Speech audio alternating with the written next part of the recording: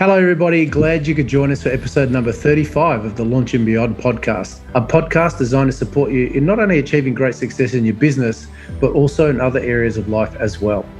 You know, one of the greatest challenges and struggles many entrepreneurs and business owners face is finding a way to talk about what they offer and how their products, services, and businesses can solve the problems or add value to the lives of their ideal clients or customers. One way it's been shown to engage the hearts and minds of your audience is through the power of story. In Donald Miller's #1 Wall Street Journal bestseller book titled Building a Story Brand, Miller shares his revolutionary method of connecting with customers and in doing so, helping businesses to create the ultimate competitive advantage. By helping businesses better understand their clients' and customers' needs, Miller is able to outline the process that highlights the compelling benefits to your clients or customers as they gain using your products, services, and ideas. He discusses how to build a brand around the 7 universal story points all humans respond to, understanding the real reasons customers make purchases, how to simplify a brand message so people understand it, and how to create the most effective messaging for websites, brochures, and social media. Our guests this week on the podcast help their clients do just that. Rob, Martin, and John are from In-House Create, a marketing agency with a difference based here in Melbourne. They help businesses, brands, and artists communicate with their consumers, followers, and audience through visual storytelling and immersive sounds. Their processes are simple, their outputs are engaging, and I can personally attest their results are amazing. From beginning to end, they are your creative partner to express your story. They are content production and content creators with a passion. This week's episode titled Lights, Camera, Action is one we're really looking forward to. We hope you enjoy it. So Adam, I am so super excited to have the following guests on the podcast. They've been instrumental in helping us in our Lux brand really leverage and scale and present a fantastic brand. Welcome, guys. Great to have you on the program. Thanks, Jim. Thanks, Jim. Thanks for having us. And Adam. Our pleasure. So we've got 3 of you today. So just from the outset, if we do talk over each other at any stage, please forgive us. It's just exuberance and enthusiasm. So John's off screen, but he's a technical sound engineer who makes all this fantastic content. Welcome, guys. It's really great. We'd love to formally introduce you in a moment, but Adam and I just really want to check in with ourselves, see how we've been this week, and then bring you into that conversation, if that's okay. So, Adam, how's your week been? This week's been pretty awesome, actually. Yeah. Week 2 of 75 Hard.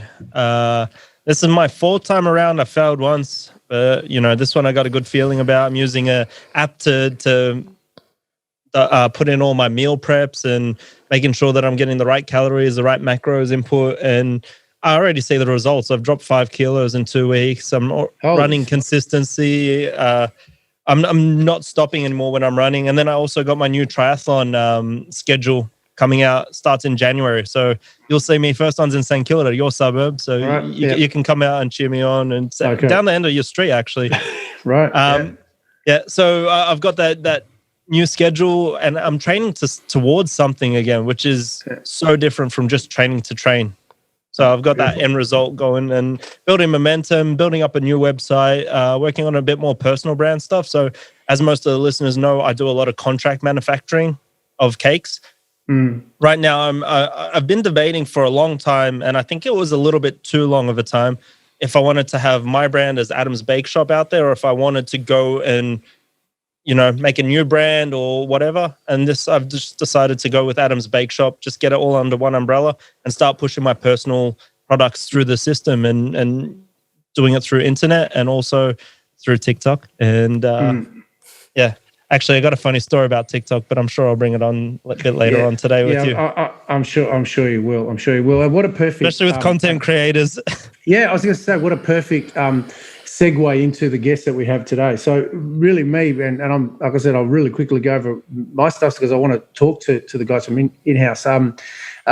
Great week, big week. You mentioned 75 Hard. I'm now day 69 or 70, I can't remember which one, of my 2nd consecutive one. So it's nearly 140 odd days straight. So I'm really excited and all the stuff that's come out of it. So really, really glad I've used that as a means of actually adapting to whatever's going on. So controlling the controllables, which I think I've been saying for the last few weeks, has really been what I've been focusing on. So, Adam, let's get our guest into the fore as well, to bring a lot of the magic that they do. And it was the guys said, no, solid intro in there, but effectively it is. These guys do incredible things and help bring stories to life for people through the magic of creation of content. And Robert, Martin, and John have been great for our brand, our Lux brand, our separate consulting and brand. It was just a pleasure to extend an invitation to them to be on the podcast today to help our listeners understand more of what they can do even better. So welcome to the program, guys, officially. And thank you so much for making yourselves available on a Saturday morning. Our pleasure. Yeah, no worries at all. All right, so for some of our listeners who may not be aware of you specifically, and there are three of you, so it might be great to introduce yourself so people familiarise yourself with your voice. But can you tell us a little bit about your backstory? Because there's three guys with their own specialties, with their own specific modalities and avenues of doing what you're doing. Now, you came together to form a company. Tell us a little bit about that. Yeah, so obviously my name's Martin. I've got Robert with me and John, who's behind the desk just behind us. Hey, guys.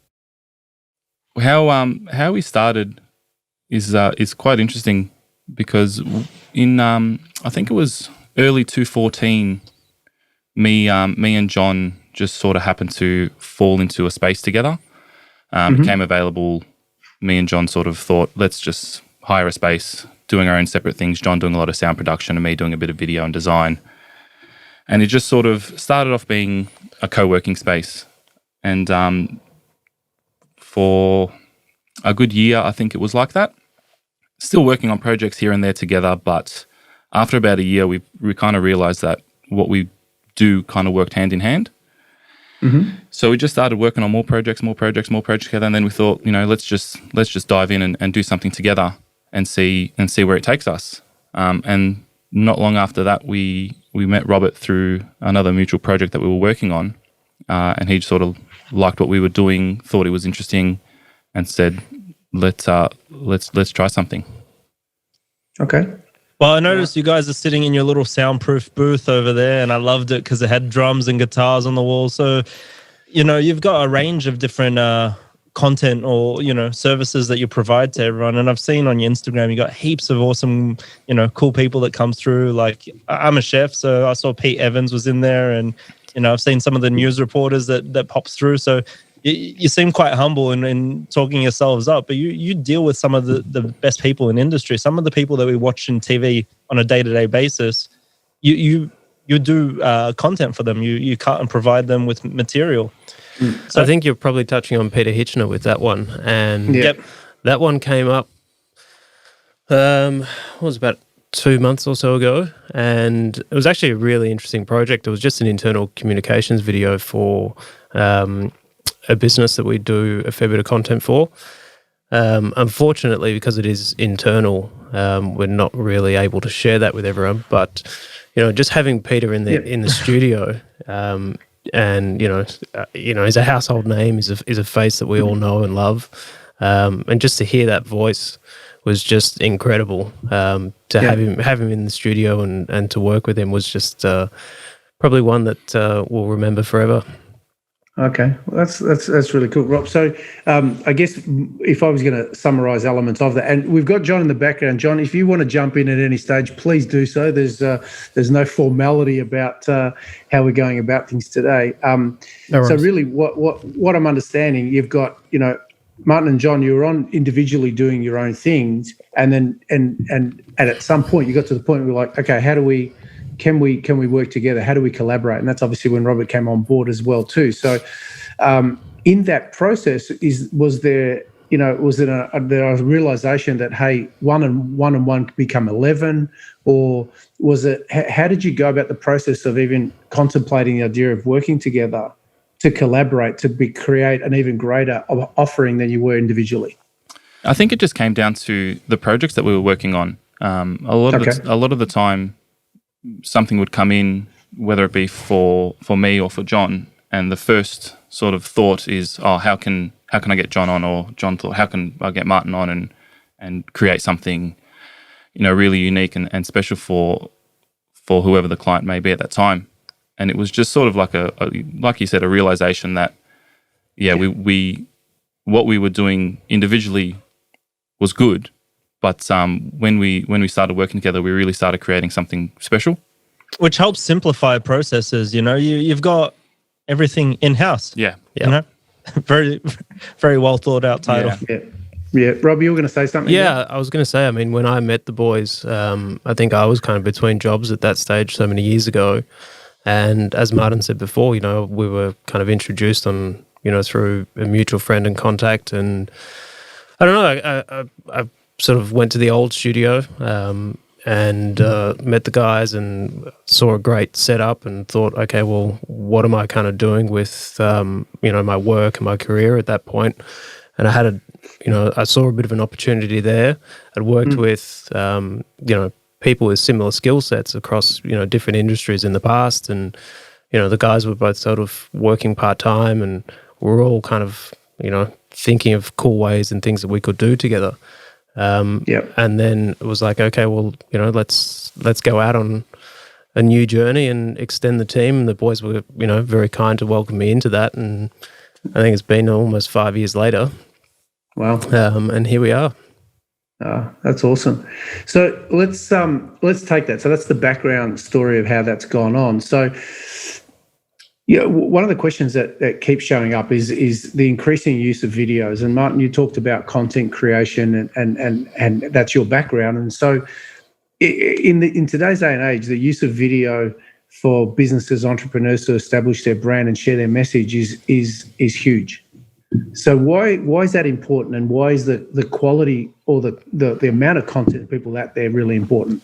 It is important for everyone to for any brand, any business, any person that wants to get their message out, create content, because no matter what industry you're in, you need to target a certain market or a certain person that you want to either to sell to gain on board, or whatever the case may be.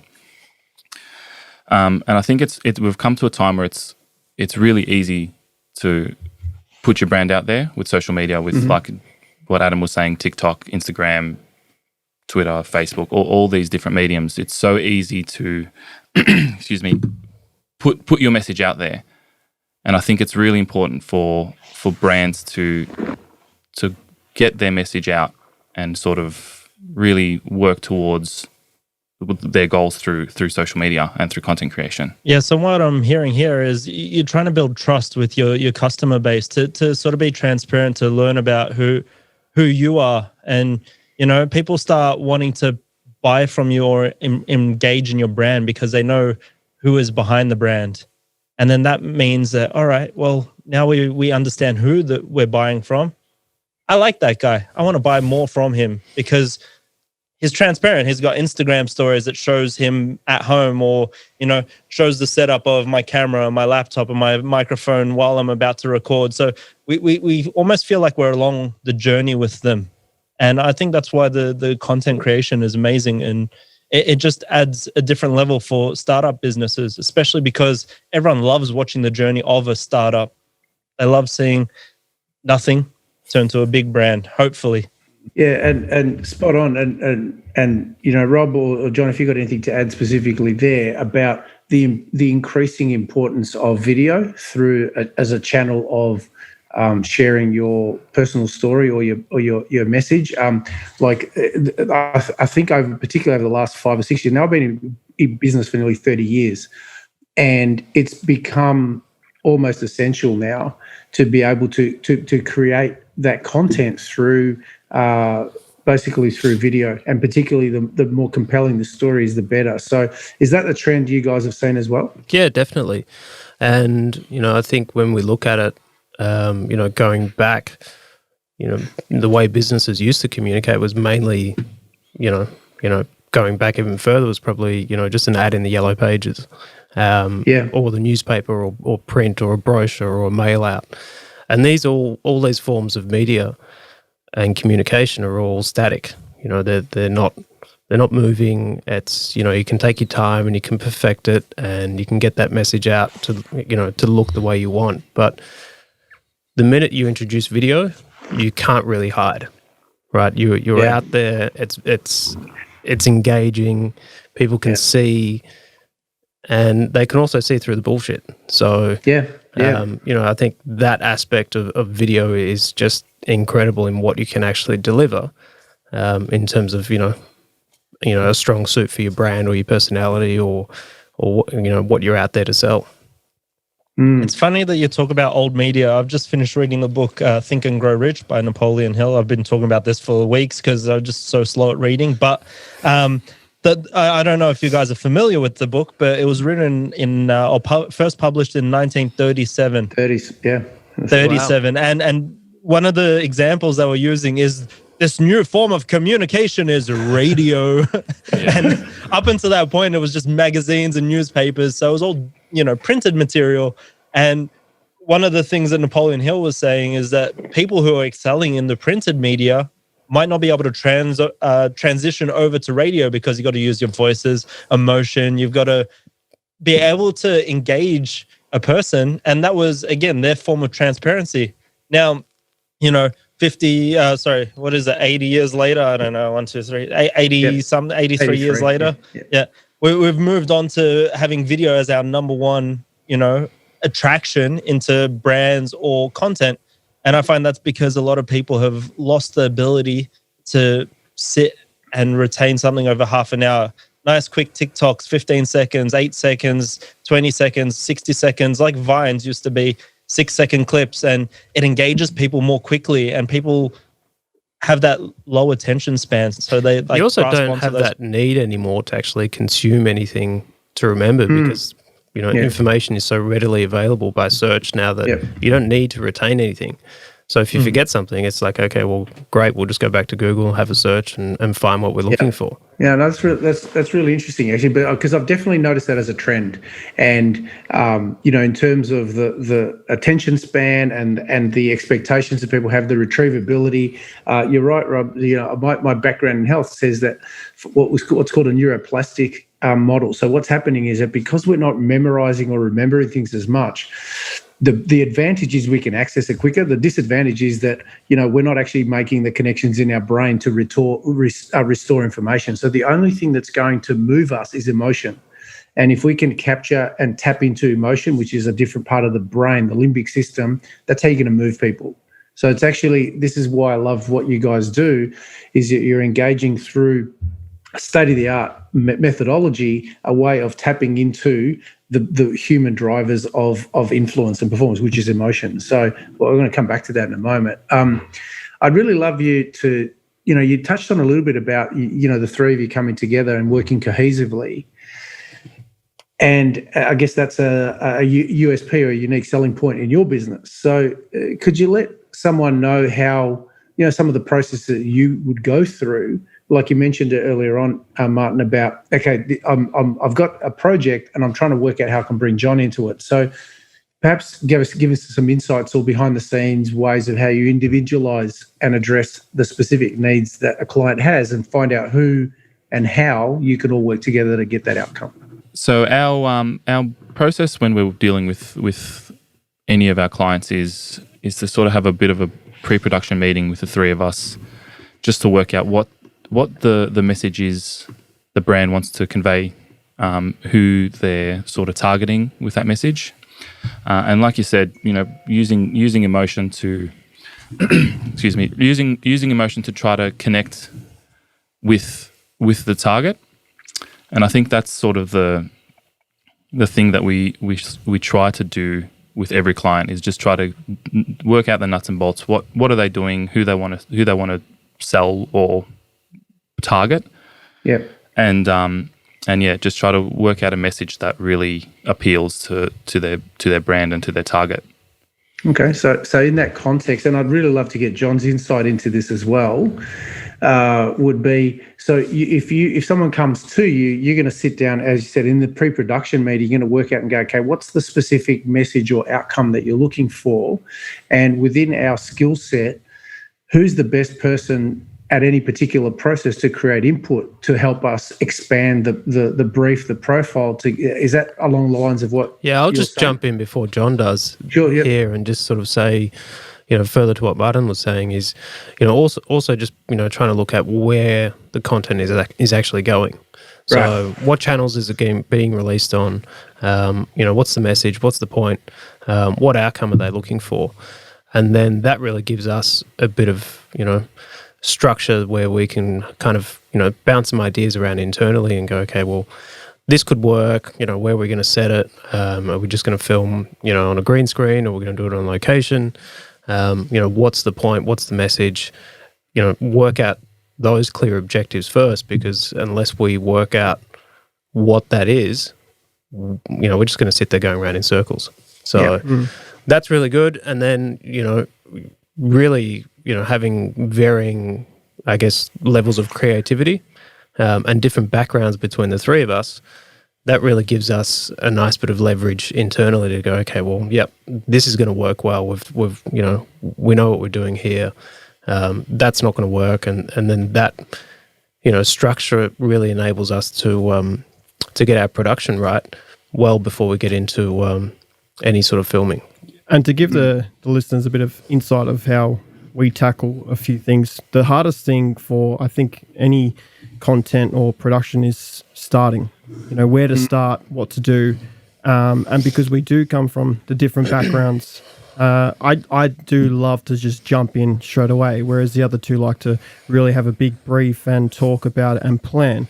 And this does work in our favor because we can do that and it works to our advantage, because I can jump in and get something going, and then it can spark their ideas, and then we can talk about where we want it to go and what to do. Yeah.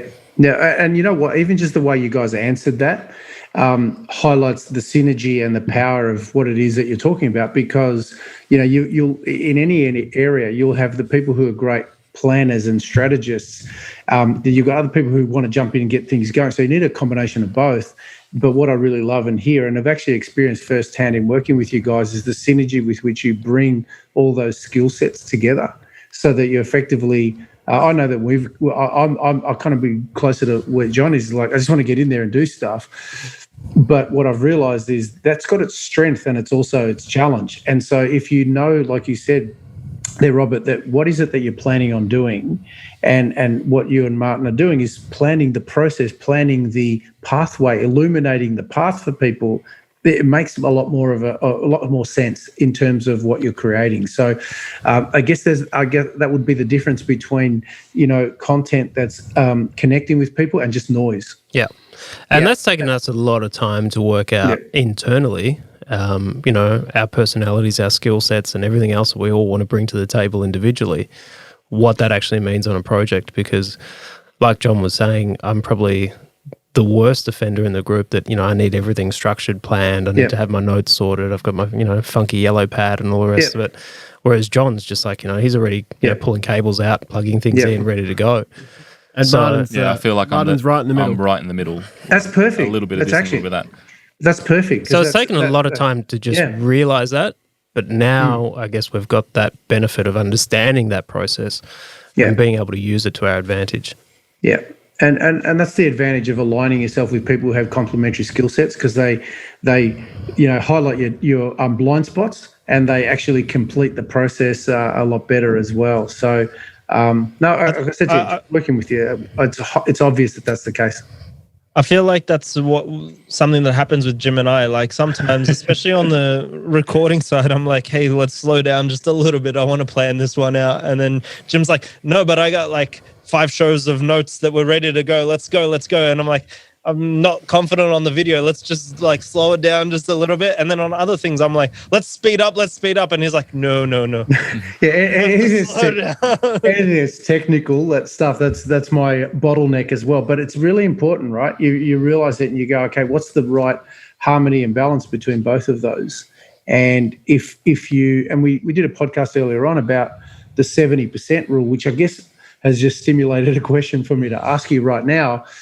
But sometimes if I'm bringing the wisdom of everything you guys are saying together, is to basically go, sometimes you just got to start the process. Sometimes you got to plan it. But if you over plan, you get stuck in basically inertia. You don't get things going. And in being okay with things perhaps not being perfect, just starting that process is really important. But then also plan it so you know what direction you're going to. So this is the question that boom came to my mind as we were talking about that, or is specifically about when you're creating content.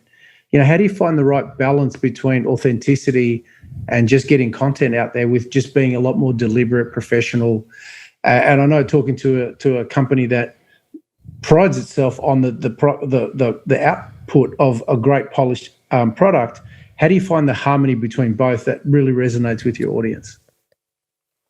That's actually a really interesting question, and I think what's happened over time recently is the devices that we've all got, that we're so used to using day in, day out, make it so easy to go and create your own content. And where that sits for us as a business is somewhat challenging, because obviously people can create their own content. So why do they need to come to a company like ours or a business like ours to get their content done?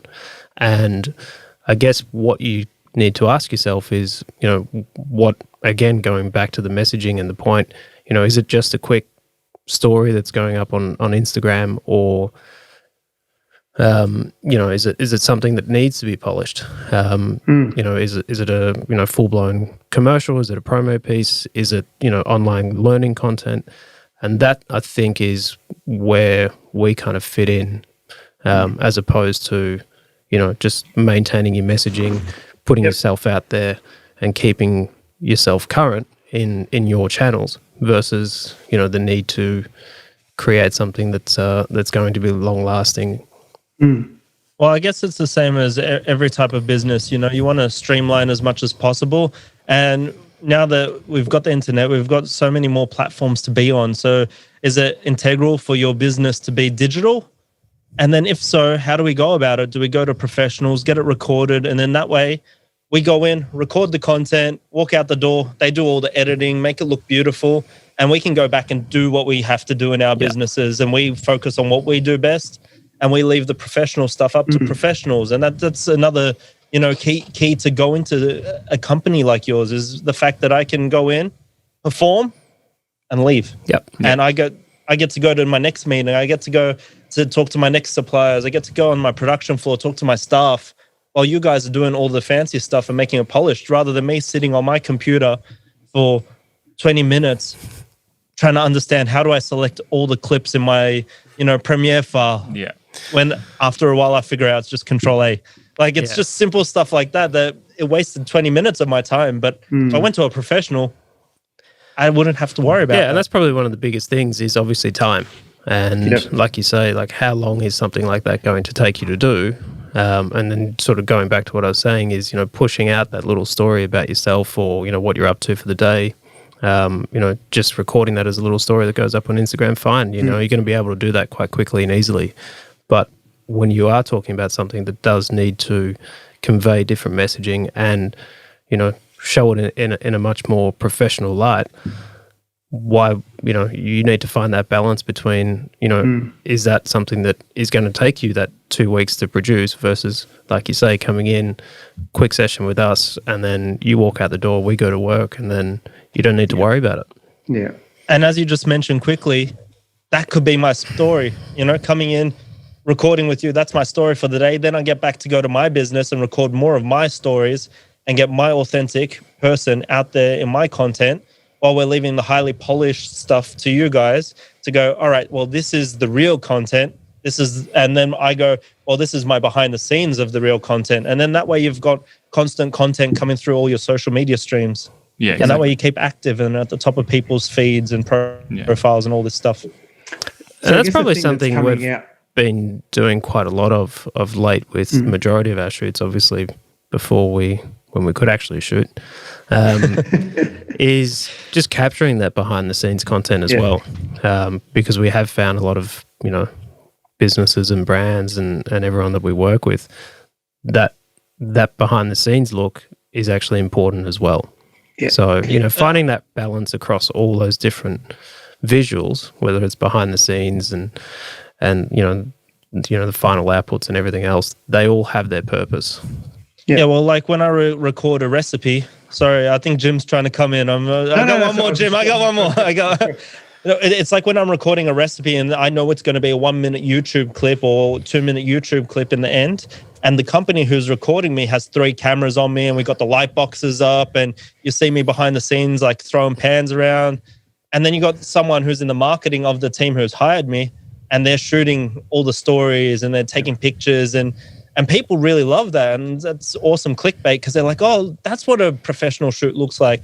Because they're used to just saying, oh, here's my phone and I'm just going to record myself cooking and that's about it. So they love seeing that professional element and that next level and seeing all the show lights and cameras. Yeah, it's the perfect balance between, being deliberate and, like you said, being authentic. Yeah. Where it's knowing this is real, There is, like how Robert said, we've done both. Yeah. Throughout all our projects. And it really just double downs on what the message is. Yeah. What they're selling, what they want to convey, whether it be deliberate or authentic. Yeah. So that's a couple of things. So I'm just going to bring a couple of things that we spoke about, particularly in the last few minutes, just to summarize and bullet points for people listening. And that would be, I guess, Adam, along the lines of what you're saying is focus on what you're best at doing, stay in your lane. And I think it was in the last few days, I saw a little mini documentary of LeBron James, who's really clear that he keeps the main thing, and he knows that main thing is basketball. And when he's focusing on basketball, all other great things come from that. And if you try to focus on all of those things, i.e. all the elements of things that you could do, it's kind of like the curse of the capable, where just because you can doesn't mean you should. And you just outsource. And to me, a level of productivity goes up when you can delegate.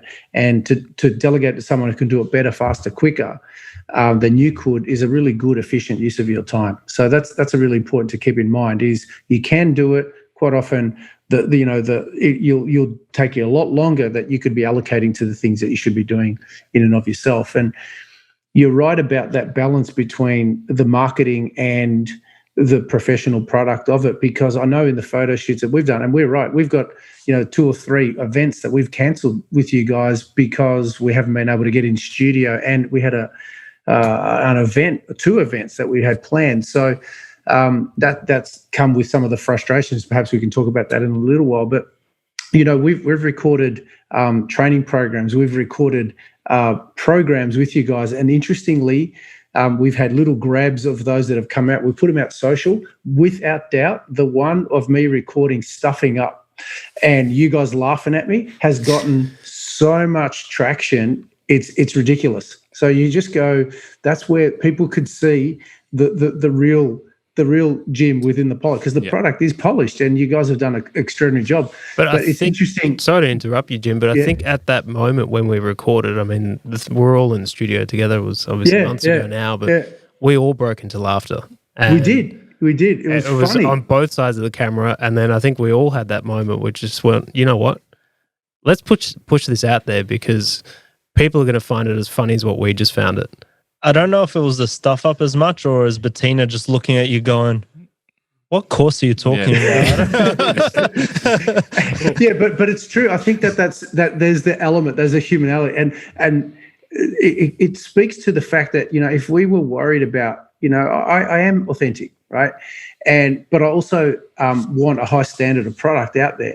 But that to me, and what you guys were able to do and capture and identify was really awesome, is hey, this is really this is going to connect with people who are going to see what you're trying to do, but they're going to see you taking the piss out of yourself, and it's actually going to endear you with your audience. And it's been the case. So that was really good idea for you guys to just go, hey, what do you think about this? And it was really cool. So I've loved that. Yeah. So let me, because guys, we could talk. There's about 10 million topics we could be focusing on, but I really want to ensure that we present some takeaway things for people to be able to use if they're going to choose to use media as a means of expanding and marketing their business. So with that in mind, are there some things that you specifically should keep in mind when you're creating content? Whether it's video, whether the quality of the sound, anything you could add for people that would help improve the quality of the content they're creating?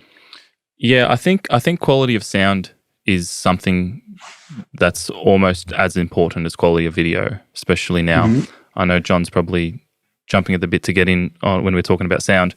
But for me personally, when I first started doing video, sound was the last thing on the list.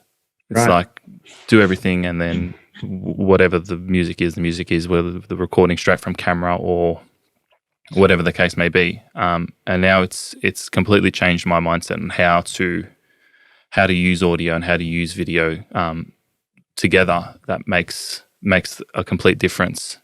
If we put it this way, if we're watching a video, it's an amazing cinematic, it's shot so well, and then it's got really poor sound. You can't even hear the dialogue or the music. And then if you've got a really, pretty average video, but the actual sound is crisp, amazing, it's done very well, you're probably going to lean towards the second video because you're more, inclined to the interaction is there, and that's our focus. Of course, we're going to make the video perfect, but we've got the advantage that we also deliver perfect sound. So we've got that. Yeah, I think music and sound appeal more emotionally to viewers than I suppose vision does. I feel like a type of music, a certain feel, going back again to the message, but it gives the emotional aspect to a video. Well, it's funny, like I go back and listen to the first episodes of the podcast and I'm almost cringeworthy at the sound quality of it, because at the start, like, you've got a beautiful, lovely soundproof room and we didn't have these little windsocks on. For people sitting at home, there's just, that little foam bit that sits on top of the microphone, but that ate up so much of the background noise. Then the quality just went up. So I think it was up to episode 6 or 7. And then we started having the sock on and it just made it so much better. And again, the quality, when I'm sitting in the car listening to it, I'm like, oh, it's so much better than what it used to be, because we had no idea. And now I believe, and you can see it in our numbers, they track better because we've got a better sound quality. But also, like with the Zoom calls, like instead of using your, computer one, I've got a little lapel mic that I use that's inexpensive. It just plugs straight in. And instead of using your in-laptop mic or whatever, you use something that's slightly a bit more professional, cost you $50 or $70, but that makes your product so much better. Bad quality video, I mean, it's not what anyone wants, but it's almost forgivable. Yeah. But when you're talking audio, bad quality audio is just, if you hear that rustle come in on whether it's an Instagram video or whatever it is, you're going to go straight past it. You're going to move on and you're not going to capture anyone. Yeah. I think there's wisdom and gold in what you guys have just said there, is because you could be investing a lot of energy into your content, but if the package and the platform through which you disseminate that isn't you haven't given it thought or you haven't planned it well enough, your message will be dismissed. But like you're basically saying, if the quality is better, then you've got people's attention. You're engaging them more, so they're more likely to listen to what you're saying. So I think that's really, really important. And like you said, you guys have made us acutely aware of that in terms of it depends on who your ideal client is. But for us to engage the people who are our ideal clients, there's an expectation of baseline standards that are there. So that's why we were happy to engage you to help us with that. And with that has meant that we've had to lift our game as well. So nothing goes out that doesn't meet the brand that we're seeking to, advocate or show. So there's an authenticity around it, but it's a lot more deliberate, and we've invested a lot more energy into the things that you're talking about for the reasons that you have. So, and I suppose that would be the same thing with lighting as well.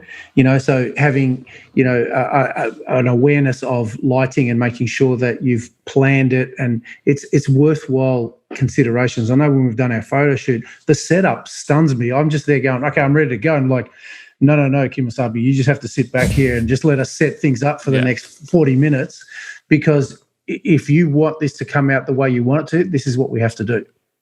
And Jim, talking about the lighting setup, it's like the MCG in here at the moment. It's super funny because when I'm recording a recipe video, the guys who are filming me, they're like, so what are you cooking in your recipe? And I'm like, I'm on the stove for a bit, I'm on the board for a bit, and I'm on the oven for a bit. And they're like, is there any way that we can group that all together so that we can not have to shift the lights every time? And I'm like, it's cooking a recipe. You go back and forth. That's how cooking happens. So we have to be really fluid with the lighting, and, it moves back and forth. And they're like, all right, well, we're here. And it goes to the point where we have to mask everything, like put tape down so that we know where the tripods sit every single time to make sure it's consistent lighting throughout all the shots. Yeah, and that I think that's sort of the key thing there is you want consistency when you're shooting, is that you don't want to have each scene lit completely different, because that's the first thing that's going to stick out when you edit and when you rewatch. And it's really easy to say, oh yeah, we'll fix it in post, but it's almost now become like a danger word when you say I'll fix it in post. It's easier to record it once better than to fix in post. Yeah. Or re-record it. Yeah. But and that's been the thing that you've said as well too, is like just go back and do it again, and it's easier once things are done in that place. Yeah. Okay. And just touching on lighting, how you said, Jim, it's really to set sort of the tone of the video. It's depending on what video or what type of video you're doing, you really want to set the lighting to match not so much the message, but the tone of that, what you want to convey. So if we were doing a music video or a promo piece on a product, that lighting would be completely different to how Rob said, an online learning module or a piece to camera. So you really have to kind of adapt and work out what you want to convey and how it's going to be looked and how it's going to be viewed to then create the lighting situation. And they all work, all together with sound, vision, and lighting. We want it to be seamless. We want it to be consistent. And we don't want the viewers to notice the bad sound, the bad vision, or the bad lighting. We want them to notice the message that's being across. And so if you get all them elements right, then you're basically going to win that viewer over. And that's why another reason why clients come to us. They don't have to worry about all of that. They're the elements that we can put together easily, and it's hard to do by yourself if it's just on an iPhone or whatnot. Yeah. John, just on that too, something that occurred to me is that whenever things are done really well, anytime that you view mastery, it's the transition or the handshake level to the next point is seamless. And so you actually aren't aware that, okay, the sound's too high here or the lighting's like, it's seamless. And because that's taken care of, you focus on the product. And a lot of the times they're basically saying, this is one of the criticisms in, say, sport, when you're aware of the umpire, you're not really focusing on the game. And so the umpire's role really is to kind of adjudicate, to allow the process to play out, but not really to draw attention to themselves. Exactly. And so if your integrations and the seamless transition of everything is done so well, then you kind of like notice it but don't notice it. And as a result of that, it highlights the product. Was that how I'm interpreting what you're saying? Correct. Yeah, that's exactly right. And okay, I just long formed it. I just kind of gave it a lot more words, but effectively just so it made sense in my mind. We have to keep up with technology as it is. There's so much new stuff coming out, and for our business being very digital, we have to keep up. And with all these new devices coming out, with, let's just say, the podcast, and all the social media, the stories, with the sound side, I was used to when I was in uni, and we were taught, this has to be the standard, this is the level, and that was it. And that's the Australian standard for TV. But all these new devices all have their own different levels. So we have to always keep up, and especially with the sound side, is have the right elements, the right levels. And then again, that makes the listener be able to just focus on the message and nothing else.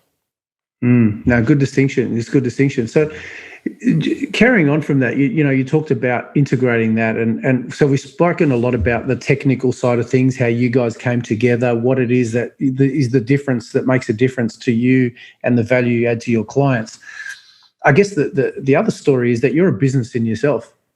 And, like 2020 has been a year of challenge for everybody in one way, shape or form. So I'd be really interested if you could talk about, some of the challenges that you guys have faced, because I mentioned earlier, we've had several events that we had planned with you guys that we haven't been able to do. And so how do you adapt? Because I can get that once you've got the content, you can edit and worked on it and produce it. But how have you as a business have adapted to the pandemic that we've been working through?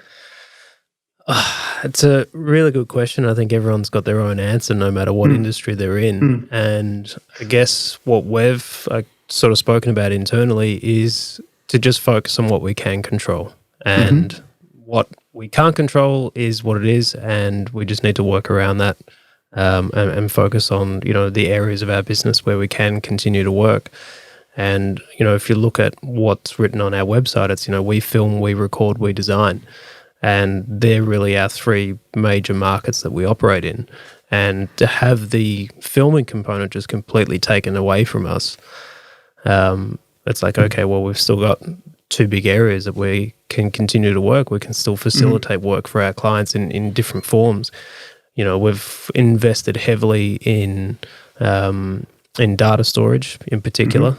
So all our video stuff is backed up. And what that means is, we can basically go to the archives and create new content from old content. Nothing has to be re-recorded for the sake of, putting a little promo clip together for a client or whatever the case is. So for us, it was kind of like, okay, we'll deal with what we can, control, and just make the best of a bad situation. Yeah, great. Anything either Martin or John you want to add to that? Because I know you've done that for us. And I was really curious to see how you'd answer that. Yeah, pretty much what Rob said was pretty much spot on, just to sort of focus on what we can do and what we can control. And whether that be, the we record part of our business, whether it be podcasts like we're doing now or doing music or anything like that we can do remotely, we've been doing. And to do more design and digital work with our clients has been kind of a bit refreshing, because we have been focusing heavily on video for this whole, I was going to say this year, but early this year, late last year. So to bring in a bit more design, a bit more, digital marketing into our everyday workflow has been very refreshing.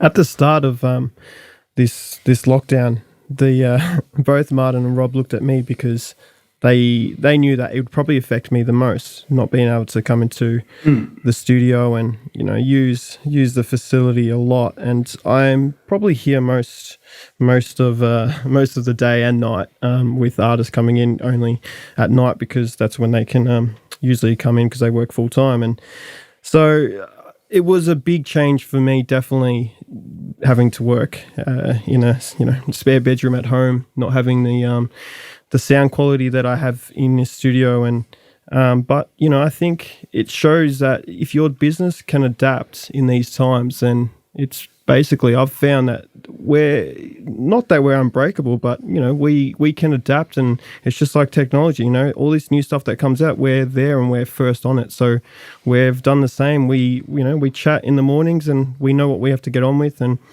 we're still happy doing what we're doing. Yeah, no, I was just going to say, I love when John speaks, because for the people listening, they won't see it, but when we're on the Zoom call, both Rob and Martin just look up and just sit over on the side for a second, and this voice comes over the top. I'm like, who are we even talking to right now? He's got a little iPhone on a tripod over there, so you will see him in the video. We will get him in there.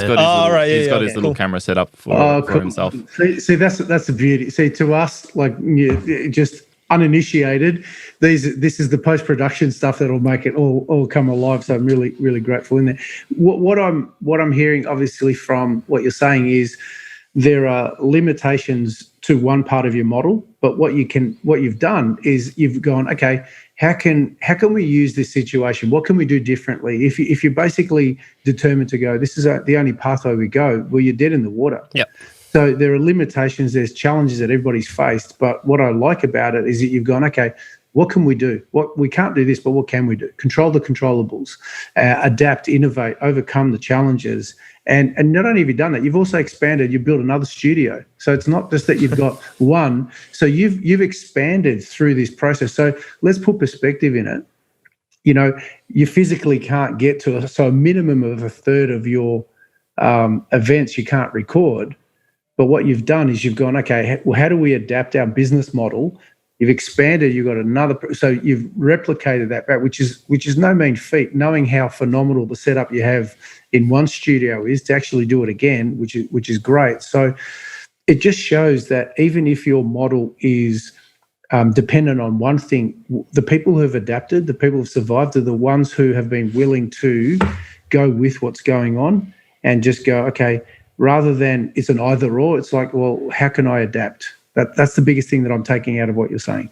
Yeah, and just further to that would be, you know, from a business sense, is to, you know, also, you know, everyone's got a little bit more time on their hands now. That's a given because, you know, for whatever reason, you know, things are quiet and we can't do everything that we were able to do before. So that's given us time to actually work on ourselves, and that's probably been, you know, a bit of an interesting one where we kind of realize, hey, like, you know, we've always wanted to do, you know, other things and make other things happen, but it's always, you know, the clients always come first, and we're always busy doing client work, and you know, having that time to actually go, okay, well, let's focus on us. Let's get our structures right. We have our first, you know, morning call every day. We touch base, you know, throughout the day. We've got all our tech set up ready so that, you know, we can communicate with Slack, and we use Monday.com as well to just make sure that we're all on the same page, no matter where we are. And just having that, I think, is, you know, really refreshing from a business point of view. To then,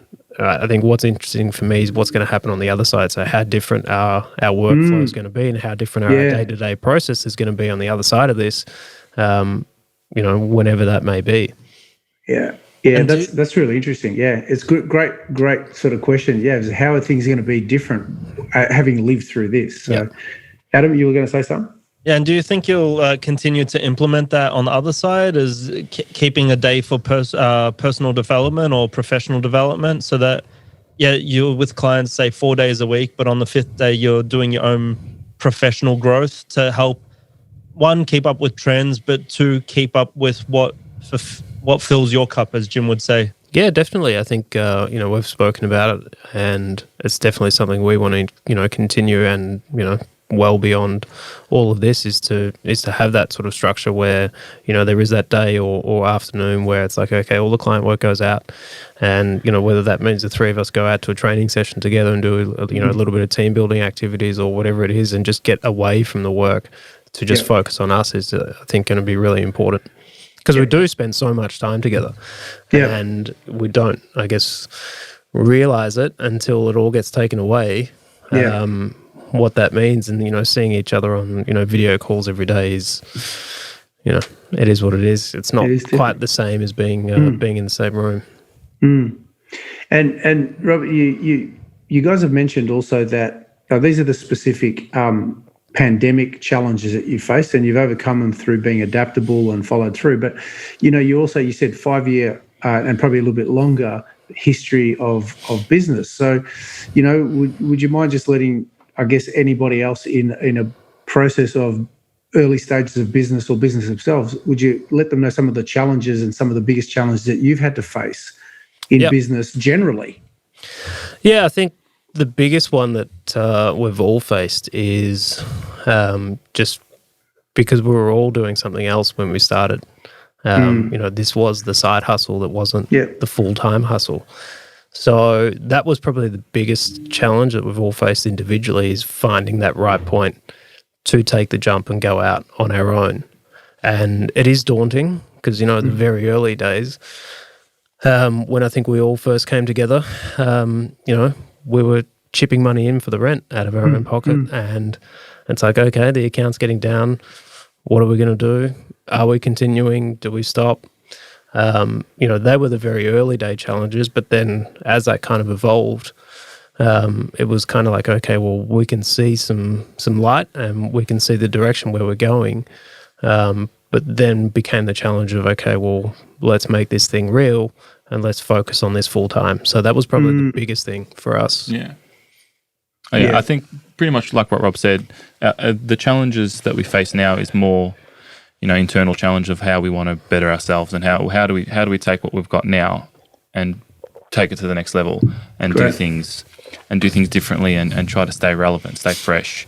But yeah, definitely in the early stages, I think it was finding that balance, or finding that transition period from coming from full-time work and working 9 to 5 during the day, and then working from 5:30 till 10 at night every day, doing this.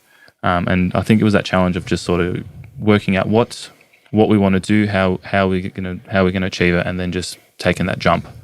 And that transition period, I think, was probably the hardest for all of us to get accustomed to. But we made it through, which is the other challenge that I think we all had was when we moved to this space. We had another studio just down the road from here in Yarraville, and I think we had 2 months' notice that the old studio was going, and we had to find a new home. Yeah. So, it's not that easy to just pick up a whole studio and just move it and, be functional the next day. So that was probably the other big curveball that's been thrown to this business, is just navigating that challenge and, getting ourselves set up, finding this new home, which has been almost 3 years now that we've been here. So yeah, that was a difficult one to get over. Yeah. So if we summarise that process, you're right. You highlight the challenge that everybody has to get to is that leap of faith. And you guys can't see this, but overlooking my computer screen, I have a print that there's like 2 rock faces, and the person who's just got to jump from one to the other, there's this big sign that says take the risk. And you did. You had to actually have that leap of faith to go from the security of a full-time role and doing this to just be all in. And when you're all in, it's potentially terrifying. And yet, unless you do that, it doesn't create and birth the project, because it's always a backup plan. And there's something to be said about who you need to become, that 7 seconds of courage that just jumps in, that says, okay, I'm in now. And now I'm in, how do I make the most of this situation? So, and Martin, you talked a lot about the need to keep investing in not only in your systems, in your technical knowledge, but in self.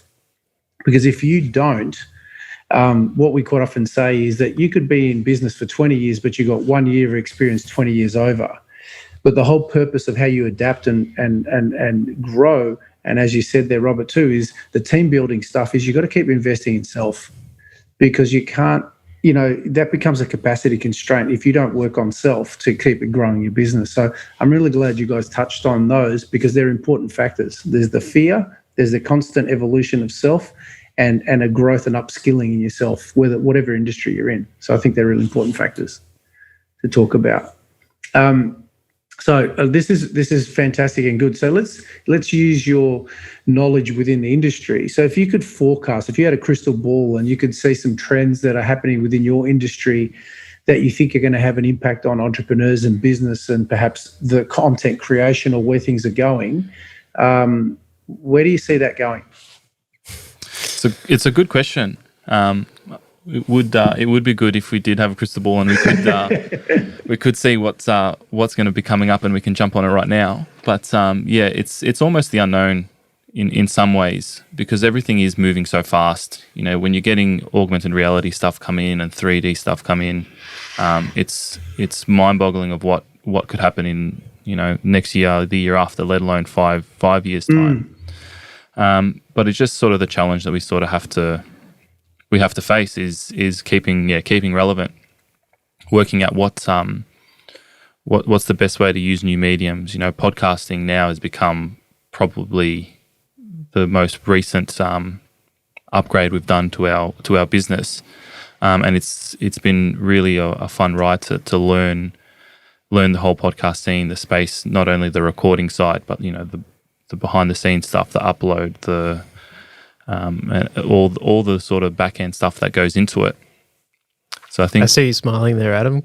Yeah, that was a steep learning curve when I didn't even know how to build a website, let alone get a website that could host an RSS feed and then have enough space that we can host it on the website, so that if iTunes or Spotify ever collapsed for whatever reason, we still have our whole catalog on that website. So it just took me to a different area that I never thought I'd be in, but it was exciting. And it did take us probably a couple of weeks extra than I thought it should have. But you know what?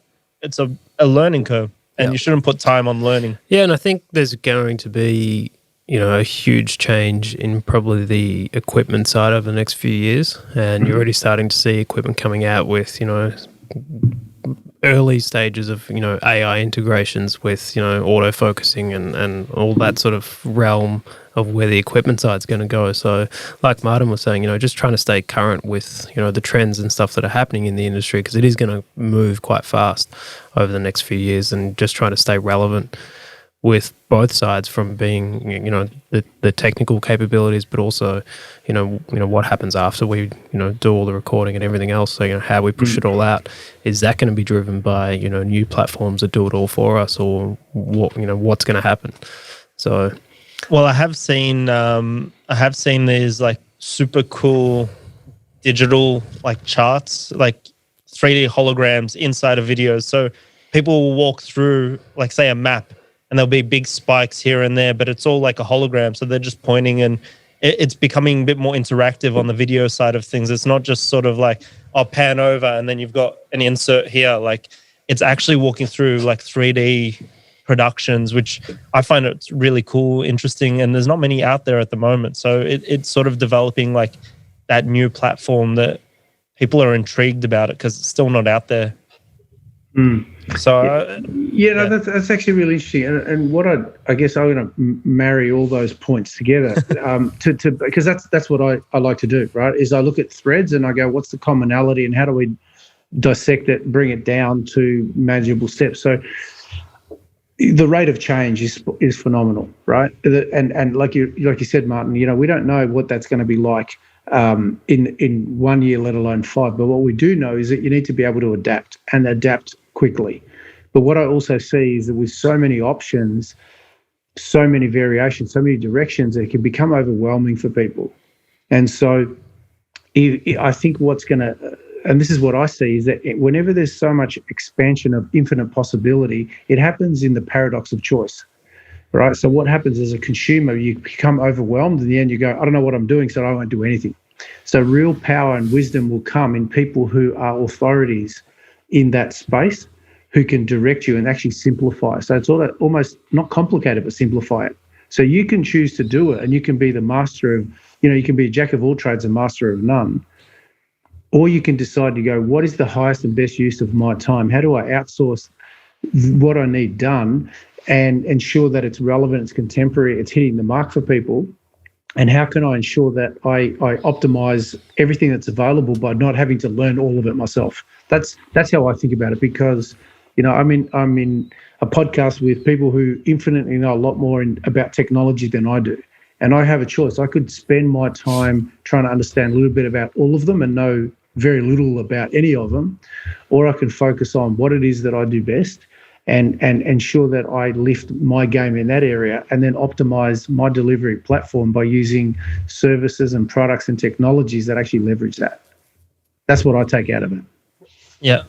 Well, I've got one question for the boys. You're right, Jim. I understand what you're saying, but now I'm going different tangent. So for the people who are just starting up in business, brand new to business, they want to get some content out there. And as you said, you were working 9 to 5, then 5 to 10. You had very limited hours to get content out. What is the one platform or two platforms that you would suggest to people that this is the best organic growth for your new brand? I think it's a hard question to just sort of say this is Instagram the best. There's the there we go. There's the answer. There's John's jumping straight in and me planning and thinking about what to do. I suppose Instagram now is probably the biggest form. And easiest one too. And easiest. I know TikTok is coming up fast, but I know Instagram. Jim's shaking his head. I know where this is going to go. I just heard on the radio this morning that the US. it's getting blocked in the US along with WeChat. Yep. So Isn't that funny that all that talk happened when Instagram got Reels? yeah. Very coincidental. Yeah. And Hey, Martin, go back to what you're saying, Martin. Yeah. yeah, I think it's hard starting out where to put things and what to do. So it's a bit of a trial and error situation where it's pushing out content. You know, if you're starting out, you know, it can be organic and sort of authentic. Just to put feelers out there, see what works, see what platforms work, and then once you sort of dive in and do these things, you can kind of see what's working and what's not working. You know, possibly your market is, you know, 40 to 50 year olds. So, you know, Instagram stories aren't going to work for that market. You know, sometimes your target market's going to be, you know, 20 to 25 or 20 to 30 year olds. So Instagram is going to be better. You know, Facebook might not be applicable for that. So just sort of working out who you're targeting, what you want to achieve with each piece. You can sort of find your way and find which method and which medium is best for your business. Yeah. Yeah. And once it going, Rob, go on. So I was just going to add to what Martin was just saying, but I think nowadays you have that ability to move so quickly, and you know, you can instantly see where things are at and understand whether or not something is working or not. So, you know, if you are going ahead and trialing Instagram and it's not working, you're going to know pretty quickly. And you're going to be able to go, okay, well, yeah, this is not working. Where do I need to go to next? And I think a lot of it does, as Martin was saying, you know, depend on who the audience is, you know, what platform is going to attract them more, but also what business you're in and what industry you're in. So, you know, picking the right platform is critical based on, you know, the market that you operate in. Yeah. And would you say that, again, for a starting up entrepreneur, would you say posting the same content on all three would be advisable, or would you say you need some type of uniqueness, so just pick one and run with it, or pick two and run with it, but provide different content to each of them? You said all three. I'm assuming you mean Facebook, Instagram, LinkedIn?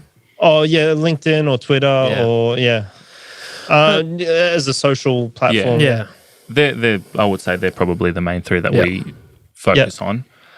In terms of content, there would be, I suppose, little differences between them, just depending on how you're going to be targeting.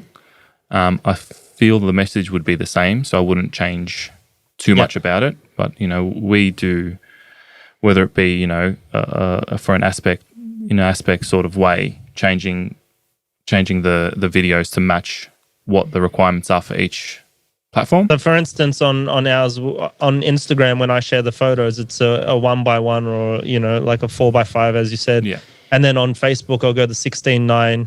And then on LinkedIn, I'll share the same one as I shared on Facebook, because, you know, you've got that platform that can accept it, but you've got less characters. So we've got to shorten the message a lot of the time. We can't just have those big, long posts. And on Instagram, same thing. Like, people flick with their eyes. They don't really read too much into the posts a lot of the time. So, you know, you're almost endangered if you're writing 10 paragraphs on Instagram. People don't have that attention span. As you said, the age demographic is slightly different on Instagram than it is on Facebook. And Facebook, you can sort of expand on that you know, post and description. The more the merrier is definitely the way to go. Or the way I like to look at things. And, you know, we can do the aspects and do different versions of the same content across all.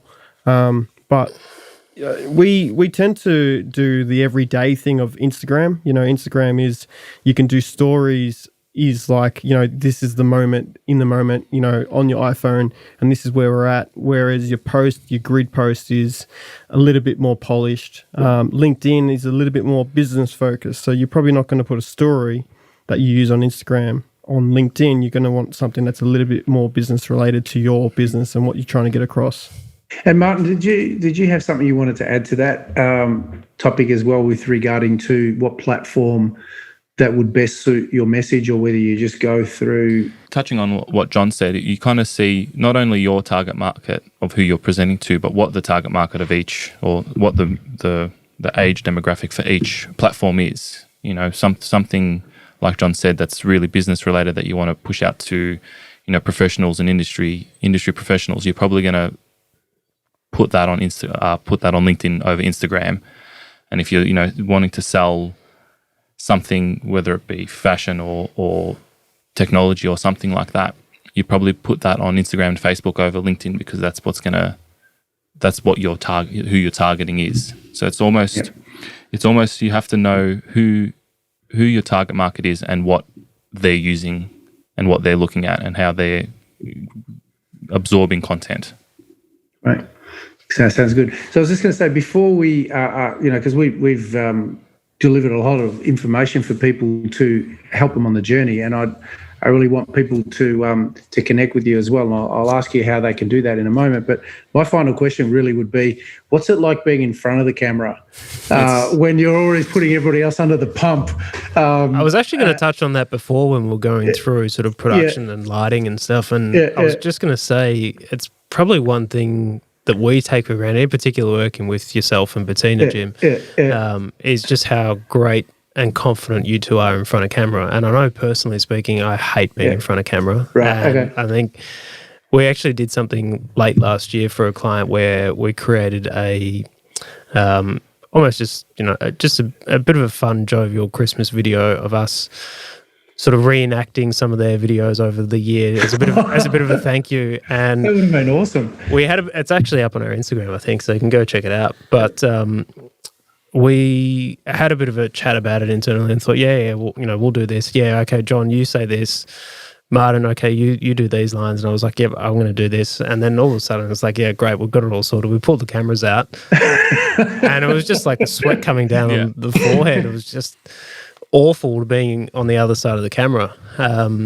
So to probably link it back to the sort of thing we were talking about before, is that's also, a huge component to what we do day in, day out, is just, coaching people through that process of being comfortable in front of camera. And like I said, we're very fortunate that both yourself and Bettina are so comfortable in front of camera that it really makes our life so much easier. Because I think people do get that pressure, when the cameras are out there, but also just, to try and teach them and make them understand what is actually going to be on the other side, what we can do in post to, cover things up or do some cool cuts and all, if you do slip up, it's not going to be in the final product. We have that control. So that's a really big thing. That's great. But it just occurred to me as we were going along, it's like, holy smoke, if I was recording this, I'd be feeling the pressure. But now it's flipped. And so it actually, it gives you an insight into what someone is going through. So now I think it's actually going to help your business even more, because now you go, okay, what was I feeling then? Okay, great. If they're feeling that, how can I support them through that? That will actually help get and create a greater product. And that's probably the other thing as well, is potentially going to help us on a business sense, post-pandemic is, the amount of Zoom calls everyone has been doing, or FaceTime calls, whether that's, doing a trivia night with your friends or business related. Everyone now is becoming so comfortable with seeing themselves on, on camera, that hopefully for us, it does make it easier for people coming into the studio. Yeah, no, that's fantastic. I was just about to say, so if our listeners would love to connect with you, find out more about what In-House Create can do and support them in their business, how would they do that? So our website, www.inhousecreate.com, and all our socials are at In-House Create. But yeah, probably our Instagram and website would be the best insight to see what we do. And based here in Melbourne, so I know that Bettina and I are busting to get back in studio and work with you again. As are we. It's been fantastic. You're probably there going, oh man, we've got outtakes, because we've got this file. Don't we have this outtake file? And it'll probably rear its head at some stage and just add to some fun marketing content and material. Adam, have you any final thoughts or comments before we let these fine guys go? No, I'm just trying to think. Again, I can speak in front of an audience of hundreds, if not thousands of people and be completely fine and go, you know what? If I stuff up, I stuff up. But the second the video camera comes out and I know it's documented, it's just like, oh, now I've got to rethink a few of these things. So, and the worst is sometimes you're playing this internal game in your head, and then the person behind the camera is like, yeah, but maybe try this and maybe try that. And then you start thinking about all these other processes, and you're like, whoa, this is a bit too much. But I think just getting natural in front of a camera is fine. And it's making the person feel comfortable. Yeah. And I think that's what I know especially Robert and I probably aren't as good in front of the camera as John is. He's smiling. In ironic the that I'm not on the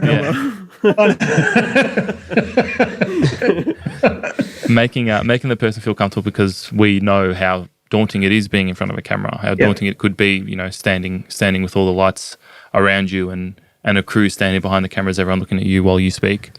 Yeah. So just making the talent feel comfortable enough to be natural, to be themselves, and not sort of close off and be shy and be, introverted, because that all comes out through film. Yeah. Well, again, that's why Instagram would be great as well, because you got your story and, you get out, you create your content, and within 24 hours, it's gone. Exactly. No one can see it again, and that's it. It's done. So, if you're stuffed up royally and you weren't happy with it, it's gone. You can move on and go, all right, well, next time I'll do this. Next time I'll do this. And you're constantly adapting your content to provide a better quality. But just get comfortable in front of the camera. Stories are an amazing way to do that. And just to grow that confidence as well. I feel like that word adaptive has been the key word of this podcast. Yeah, 100%. So, Rob, John, final thoughts or comments from you before we finish up? I'd just like to say thanks for having us all on is probably where we'd kind of like to leave it. I know, we work intimately with you guys, and we're very fortunate to have you as clients, and, we appreciate, thinking of us to bring us onto the podcast, and, can't wait to get back in the studio with you. Yeah, no, it's awesome. And John? I was just saying to the boys, because we haven't been able to be in the studio a lot over the last 6 months, and just setting up, I said, this is the stuff that I miss the most, just that stuff just before the shoot, and you've got that feeling, you're like, we've got to quickly do this, and get everything ready. And then it's like the calm before the storm. As soon as you hit record, everything's just like, and I definitely miss that. And it for me, it re-inputted that this is why I love what I do. Yeah. Well, what a great way to cap that off there, John. And it's true. It's like there's the nervous excitement. You talk to teams. It's that combination of the anticipatory anxiety that happens just before the launch, and when it's on, it's showtime, and you're doing what you do best. But you miss those moments. So as we said, can't wait to be able to do that in live. So some massive takeaways for a lot of people. You've been great in sharing your business model and your wisdom and understanding, and how you integrate all that you do to help people deliver and optimize what it is that they focus on. So I want to thank you guys for being on the podcast with us this morning on a Saturday morning. So Rob, Martin, John, thank you so much. Thanks for having us. Our pleasure. I just want to thank our listeners as well too. We've, in this lockdown period, we've been adaptive. We've introduced different guests and from different areas of life, and the feedback we've been getting about that has been great. So I want to thank everybody for listening, and also just remind them, if you want to connect with us on Instagram, Facebook, or the Extended Launch and Beyond community, these are the channels to do so. It'd be great to connect with you. If you've got questions, comments, anything about the podcast that would be of support to you, please share it. That creates a conversation, a discussion that allows us to impact our community. And that dialogue and that ripple effect will be so much greater than you can even possibly imagine. If you are enjoying the podcast and finding value in it, we'd be really grateful if you could go over to iTunes and leave us a review. Why? Because that will allow us to have a bigger impact on our community and reach more people. So from me, thank you guys from In-House Create. Adam, thanks once again for partnering with me on this, and thank you to everybody. All the best. Bye-bye. Thanks, guys. Bye. Thank you. Thank you.